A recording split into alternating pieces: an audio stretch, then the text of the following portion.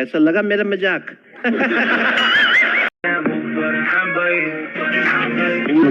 পুরাই দৃষ্টি দৃষ্টি